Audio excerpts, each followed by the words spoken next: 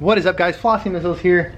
Let's do a little shop update. So I'm thinking about yanking this 84 motor, even though I just got this van to the point where it runs, drives, and stops. So I had to change rear wheel cylinders on it, and I had to put, what else? I put a new master in it, new clutch master, rebuilt the shifting ball, coupler, linkage, whatever dealio up there, and it runs and drives now. But unfortunately, the 84 two-tone Westie, which is my daily driver right now, it just took a crap. Well, what happened was, went to go put this new water pump in because it's been leaking water since day one.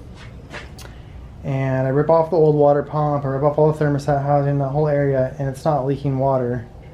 And the water was actually coming from the head gasket, or the, what is it called, the head water jacket seal, whatever it's called. It was leaking bad. Actually, it was basically chunks were missing. And the gas I'm talking about is this one. If I have any clips of it, I'll insert it. I was about to do a water pump. Well, I was doing a water pump, and I realized I'm missing a little bit of my my head gasket right there, my water seal gasket. So yeah, I don't even know if my water pump was leaking. I'm pretty sure that this was just what was leaking. So that escalated into me getting ready to rip this thing off. Got everything pretty much disconnected. I'll pull the plugs on it just so I can clean it up easier when it's off. I got to get those things off, but kind of a bummer. Yeah, big time bummer.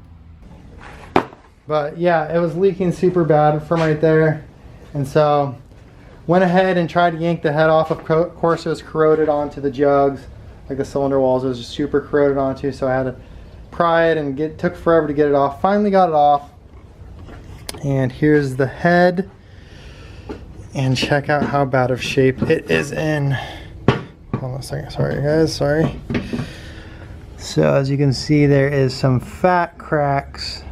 One big one there, one there. Man, you can feel them, they're bad. And so I was like, hey, it ran great like that, you know, whatever. I'll put it back together and just send it. And then you start looking at the head where it seals. There's basically holes in it. I started cleaning off all this corrosion with the wire, brass brush I got, and a little wheel. Dude, it's so pitted. It's like, oh my gosh, it's so bad. And then on the van itself, the motor, the seal, the jug or whatever, the cylinder wall, corroded, probably even worse, like pitted. So I thought, hey, I got a spare motor out here. Let me rip the head off this one and check it out. Not much better, as you can see. It's super bad as well. So not going to use that one, which is leading me to just yanking the motor back out of this thing, which sucks because this thing runs and drives now, and it could have been saved, but unfortunately it might turn into a parts van because I need the motor, and I also have somebody who wants to buy the top off me. But I might keep the top, I don't know. We'll see. It's kind of a hard call, but I think I might go ahead and just yank the motor out. Synchro hasn't been getting much love at all lately. I should really get working on that thing. We had crazy winds a couple days ago here for 2 days straight, and check that out. A huge branch, well, branches are everywhere, but a huge branch fell on one of my parts vans. These things just got ripped clean off the tree. And if you don't think these things are heavy, check out what kind of damage. I mean, luckily this is just a parts van, but look at that damage. It literally just folded that metal up right there. Isn't that insane?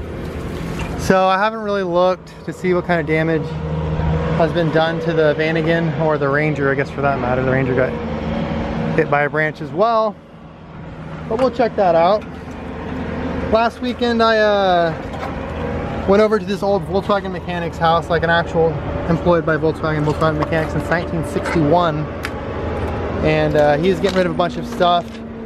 And so I'm going to sell a bunch of stuff for him, but he had some Volkswagen stuff and some Porsche stuff.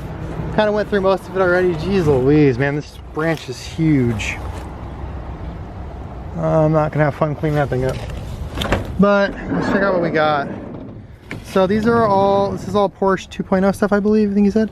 And then got a couple heads down there, a couple Volkswagen ones, a couple Porsche heads. Kind of tried to organize everything and go through some stuff. Actually, I looked up this distributor right here, and this is a 356 distributor for Porsche 356. So that's worth some money right there. But yeah, a lot of it, the stuff that he gave me to sell for him was actually not Volkswagen parts. Probably half of it was Mercedes, Volvo, Peugeot. But a lot of it was Volkswagen. A lot of it was some pretty cool stuff. Been going through it a bunch. He actually gave me a gift as well, which I'll show you guys right now. So out here in Riverside, he goes to church, and he's been going to this church forever. I guess they remodeled the church back in 1956, and they tore down the old church bell, and he took that thing home, and it's right there. He gave it to me as a gift. How cool is that? So I'm gonna make a stand for it and put a rope on it and get it all working again. But yeah, 2 motor stands as well. What else? I think a 36 horsepower case over here, which I'll probably throw up on the Samba, and some other stuff. But yeah, just a little update of what's going on in the yard. Super bummed about this thing because it was just so, it ran so good. It was just so good. Like I said, this thing's my daily. But yeah, motor's still in it right now. Thinking I might yank that other motor though. I don't know. Let me know what you guys think I should do. That's gonna be it for today's video. Thanks for watching today's video. If you liked it, go ahead and give it a thumbs up and subscribe to see more car content.